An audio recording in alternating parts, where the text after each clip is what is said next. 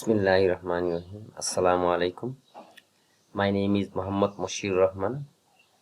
প্রিয় শিক্ষার্থী, আজকে আমি পার্টস অফ স্পিচ নিয়ে কথা বলবো। পার্টস অফ স্পিচ বাক্যের অন্তর্গত প্রত্যেকটি আলাদা অর্থবোধক শব্দকে পার্টস অফ স্পিচ বলে। যেমন wow, Shafiq obtained A+ in the HSC examination and immediately he sent the news to all close people. এটা একটা সেন্টেন্স। এই সেন্টেন্সটার প্রত্যেকটা শব্দই হচ্ছে পার্ট অফ স্পিচ। যেমন ওয়াও, এটা একটা পার্ট অফ স্পিচ। শফিক, এটা একটা পার্ট অফ স্পিচ। অবটেন, এটা একটা পার্ট অফ স্পিচ। এভাবে সকল ওয়ার্ডই হচ্ছে একটা পার্ট অফ স্পিচ। তাহলে এটা এমন একটা সেন্টেন্স যে সেন্টেন্সের মধ্যে সবকটা পার্ট অফ স্পিচই আছে। আচ্ছা, আমরা দেখি তাহলে কি কি আছে এখানে। পার্টস অফ স্পিচ হচ্ছে 8 প্রকার: noun, pronoun, adjective, verb, adverb, preposition, conjunction, interjection.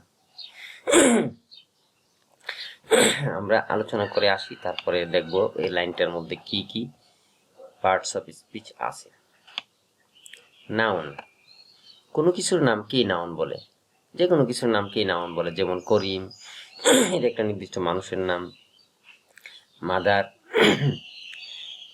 এটা একটা নাম, এক জাতীয়, সকলকে বোঝায় এক জাতীয় একটা কিছুর নাম মাদার। যেমন পৃথিবীর সকল মায়েদের সাথে এটা মাদার ব্যবহার করা যায়। পৃথিবীর সকল মায়েদের সাধারণ নাম হচ্ছে mother.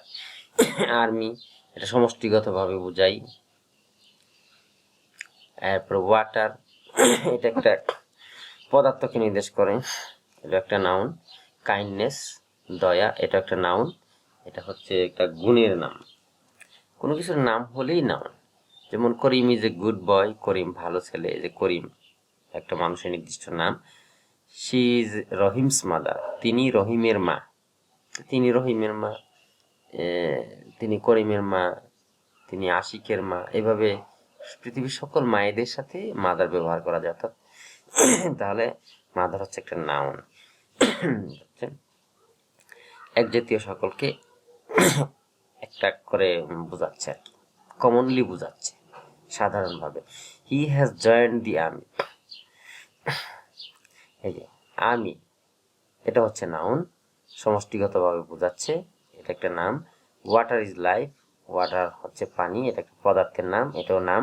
Kindness is a great virtue, এটা দয়া একটা মহৎ গুণ, এটা দয়াটাও হচ্ছে নাম, এটাও নাম। নাউন সম্পর্কে আমার বিস্তারিত আলোচনা আছে আরেকটা ভিডিওতে, তোমরা এটা ডেসক্রিপশন বক্সে লিঙ্ক দেওয়া আছে, দেখলে দেখতে পারো, বিস্তারিত আলোচনা আছে। তো এগুলো হচ্ছে নাউন, কোনো কিছুর নামকেই নাউন বলে। তো এবার প্রনাউনটা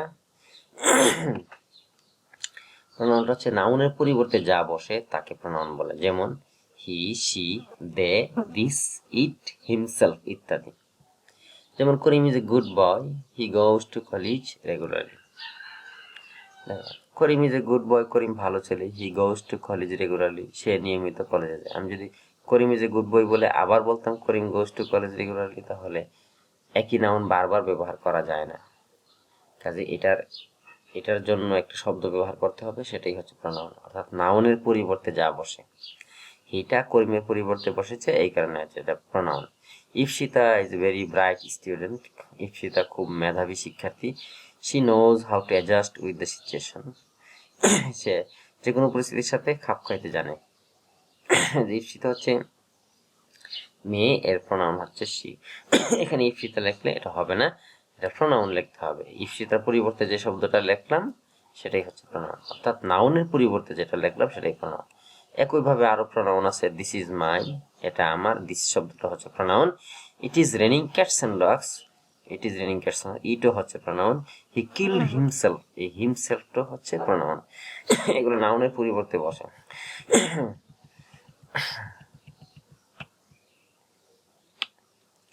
এবার অ্যাডজেক্টিভ, যে ওয়ার্ড কোনো নাউন বা প্রনাউনের দোষ, গুণ, অবস্থা, পরিমাণ, সংখ্যা ইত্যাদি বোঝায় তাকে অ্যাডজেক্টিভ বলে। যেমন গুড মানে ভালো, ব্যাড মানে মন্দ, ফাইন সুন্দর, মাছ অনেক, 10 10। এই কথাগুলো হচ্ছে দোষ গুণ অবস্থা পরিমাণ সংখ্যা। যেমন গুড বললে কারো ভালো গুণ, ব্যাড বললে কারো মন্দ গুণ, এরপরে ফাইন সুন্দর এটা অবস্থা, এরপরে মাছ মানে অনেক পরিমাণ বোঝাচ্ছে, 10 মানে সংখ্যা। তো এইগুলো বুঝালে এগুলো হচ্ছে adjective.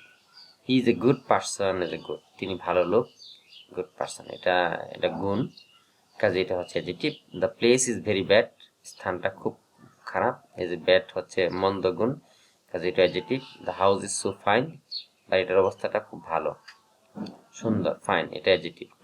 He has eaten much rice, সে অনেক ভাত খেয়েছে, এই যে মাছ এটা পরিমাণ বোঝাচ্ছে, কাজে এগুলো হচ্ছে adjective. I have 5 red pens, আমার 5টা লাল কলম আছে, এই যে এটা সংখ্যা বোঝাচ্ছে।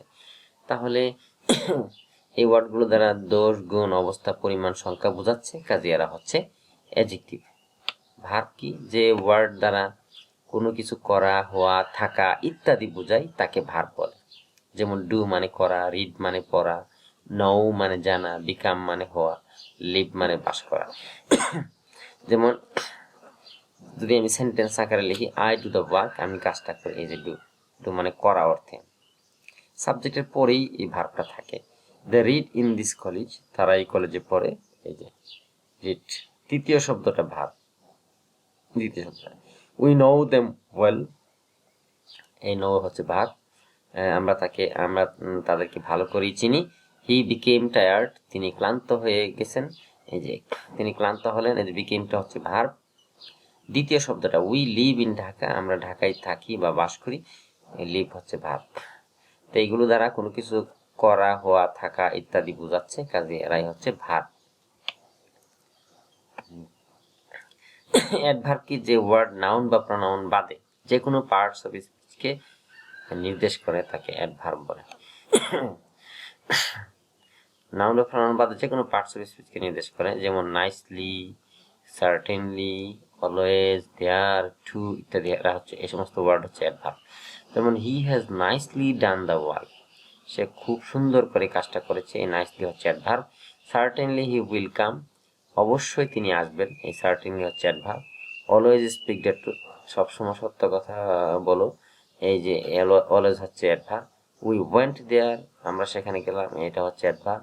হি took part in the function too, হ্যাঁ সেও এই অনুষ্ঠানে অংশগ্রহণ করলো, তো এটা হচ্ছে অ্যাডভার্ব। অ্যাডভার্ব হচ্ছে এগুলো। তাহলে এগুলোর উপর যে কোনো পার্ট অফ স্পিচের উপর আমার আলাদা আলাদা ভিডিও আছে, তোমরা বিস্তারিত দেখতে চাইলে ওইখানে দেখলে এটা আরো সহজ হয়ে যাবে। এরপর একটা প্রেপোজিশন কি? যে ওয়ার্ড কোনো নাউন বা প্রনাউনের পূর্বে বসে সেন্টেন্সের অন্যান্য ওয়ার্ডের সাথে সম্পর্ক স্থাপন করে তাকে প্রপোজিশন বলে। যে ওয়ার্ড কোনো নাউন বা প্রনাউনের উপর বসে এবং সেন্টেন্সের অন্যান্য ওয়ার্ডের সাথে সম্পর্ক স্থাপন করে তাকে প্রপোজিশন বলে। যেমন ছোট ছোট শব্দগুলো, যেমন of, in, with, for, by, to, from ইত্যাদি। যেমন হি স্যাট বাই করিম, সে করিমের পাশে বসলো, এই যে এখানে নাউনের পূর্বে বসেছে, করিম হচ্ছে নাম, নাউন, নাউনের আগে বাই বসেছে, এটা হচ্ছে preposition. He sat by me, এই মিটা হচ্ছে প্রনাউন, এই প্রনাউনের আগে বসেছে, তার মানে প্রেপোজিশন নাউনের আগে অথবা প্রনাউনের আগে বসে অন্যান্য ওয়ার্ডের সাথে সম্পর্ক স্থাপন করে। এবার আসে কনজাংশন, যে ওয়ার্ড বাক্যে কোনো কিছুকে যুক্ত করে তাকে কনজাংশন বলে। যে ওয়ার্ড কোনো কিছুকে যুক্ত করে, যেমন এই ওয়ার্ডগুলো কি কি আছে, যেমন and, or, but, therefore, that, so that, if ইত্যাদি। I went to market and bought some fishes, দেখো আই ওয়েন্ট টু মার্কেট, আমি বাজারে গেলাম, অ্যান্ড বট সাম ফিশেস, এবং কিছু মাছ কিনলাম। এই যে আমি বাজারে গেলাম, আমি কিছু মাছ কিনলাম, এই দুইটা ক্লজকে এন্ড দ্বারা যুক্ত করা হয়েছে। তো এন্ড এখানে দুইটা ক্লজকে যুক্ত করেছে, এটা হচ্ছে কনজাংশন। যুক্ত করলি, সেন্টেন্সের মধ্যে কোনো কিছু যুক্ত করলি, দুটি ওয়ার্ড যুক্ত করলে, দুইটা সেন্টেন্স যুক্ত করলে, দুইটা ক্লজ যুক্ত করলে, দুইটা ফ্রেজ যুক্ত করলে, হ্যাঁ এরা কনজাংশন। মুভ অর ডাই, এখানে মুভ একটা শব্দ, ডাই একটা শব্দ, এরা ইম্পারেটিভ সেন্টেন্সও বটে যেহেতু ভার্ব, অর দ্বারা যুক্ত হয়েছে, এই অরটা হচ্ছে conjunction. He is poor but honest, এই যে বাট এখানে কনজাংশন যুক্ত করেছে এখানে। We eat that we may live, তাহলে দেখো দ্যাট উই ইট এটা একটা ক্লজ, উই মে লিভ এটা একটা ক্লজ, তাহলে এটাকে যুক্ত করেছে কে? দ্যাট যুক্ত করেছে, এখানে দ্যাট হচ্ছে কনজাংশন। হি ওয়েন্ট হোম, সে বাড়ি গেল, so that he might meet his mother, যাতে সে তার মায়ের সাথে দেখা করতে পারে, তাহলে সো দ্যাটটা দুইটা ক্লজকে যুক্ত করেছে, কাজে সো দ্যাটটা হচ্ছে কনজাংশন। ইন্টারজেকশন কি? যে ওয়ার্ড দ্বারা আনন্দ, দুঃখ, বিরক্তি বা আশ্চর্যজনক কিছু বোঝায় তাকে ইন্টারজেকশন বলে। যেমন হুররা, এলাস, টাট, ফাই ও ইত্যাদি। হুররা, we have one the game, সাবাস আমরা খেলায় জিতেছি, সাবাস আমরা খেলায় জিতেছি। তাহলে এই যে হুররাটা হচ্ছে তোমার ইন্টারজেকশন, এটা আনন্দ বোঝাচ্ছে এই শব্দটা। আর ইন্টারজেকশনের মধ্যে অবশ্যই এই আশ্চর্যবোধক চিহ্নটা থাকে, এই চিহ্নটা থাকে, আশ্চর্যবোধক চিহ্নটা থাকতেই হবে। এলা সিডাস, হাই সে মারা গেল, এই যে আশ্চর্যবোধক চিহ্নটা, এটা দুঃখজনক। প্রথমটা আনন্দজনক, তারপর এটা দুঃখজনক। ফাই হি হ্যাজ স্টোলেন ইট, বিরক্তি, লজ্জার বিষয়, ছি সে এটা চুরি করেছে, এই যে এই চিহ্নটা থাকতেই হবে, আশ্চর্যজনক চিহ্নটা। টাট, ইউ ডিড ইট, ছি তুমি এটা করেছো, এই যে আশ্চর্যবোধক চিহ্ন আছে। Oh he cannot proceed at all, হাই সে আর একটু এগিয়ে যেতে পারছে না, তাহলে এই দেখো আশ্চর্যবোধক চিহ্নটা আছে। তো যে ওয়ার্ডের সাথে আশ্চর্যবোধক চিহ্নটা থাকবে সেই ওয়ার্ডটাই ইন্টারজেকশন। আচ্ছা, তাহলে প্রত্যেকটার উপর আলাদা আলাদা ভিডিও আছে, তোমরা যদি বিস্তারিত দেখতে চাও ওই ভিডিওগুলোর ডেসক্রিপশন বক্সে লিঙ্ক আছে, তাহলে দেখে নিও, অথবা চ্যানেলের মধ্যে ঢুকে দেখে নিও। সবচেয়ে ভালো হয় তোমরা চ্যানেলটা সাবস্ক্রাইব করে নিলে তোমার কাছে অটোমেটিক্যালি এগুলো চলে যাবে, যা আপলোড করবো, যা আপডেট করবো সব চলে যাবে তোমাদের কাছে। চ্যানেলটা সাবস্ক্রাইব করে নিও, এটাই সবচেয়ে ভালো হবে। দেখো ভিডিওর নিচে লাল বাটনের মধ্যে লেখা আছে সাবস্ক্রাইব, এটা ক্লিক করলেই হয়ে যাবে সাবস্ক্রাইব। দেখো এই পার্টস অফ স্পিচ গুলো এক নজরে বলা যায়। Parts of speech at a glance in brief, সংক্ষেপে বলতে গেলে নাউনটা কি? Noun is a naming word, নাউনটা হচ্ছে নামবাচক শব্দ। প্রনাউনটা কি? Pronoun is a substituting word, substituting মানে প্রতিস্থাপন করা যায় এরকম, যেমন নাউনের পরিবর্তে প্রনাউন বসে, প্রতিস্থাপনীয় শব্দ। অ্যাডজেক্টিভ কি? Adjective is a qualifying word, adjective হচ্ছে যে ওয়ার্ড কোয়ালিফাই করে। Verb is a doing word, ভার্বটা হচ্ছে ডুইং ওয়ার্ড, করা যাওয়া হওয়া ইত্যাদি বোঝায় যে ওয়ার্ডটা। অ্যাডভার্ব কি? Adverb is a modifying word, যে ওয়ার্ড মডিফাই করে, যে ওয়ার্ডটা মডিফাই করে এটা হচ্ছে অ্যাডভার্ব। প্রেপোজিশন কি? Preposition is a governing word, যেটা সম্পর্ক স্থাপন করে নাউন প্রনাউনের পূর্বে বসে, গভর্নিং ওয়ার্ড একসাথে এটা বলা যায়। কনজাংশনটা কি? Conjunction is a joining word, conjunction যা যুক্ত করে, যুক্ত করার শব্দটাই হচ্ছে কনজাংশন। ইন্টারজেকশন কি?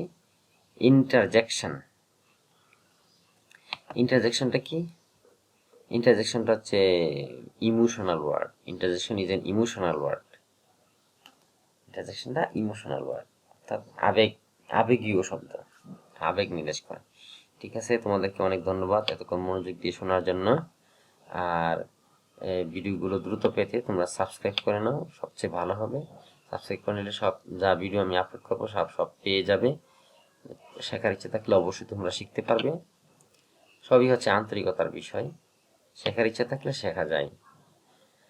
ঠিক আছে, আল্লাহ হাফেজ।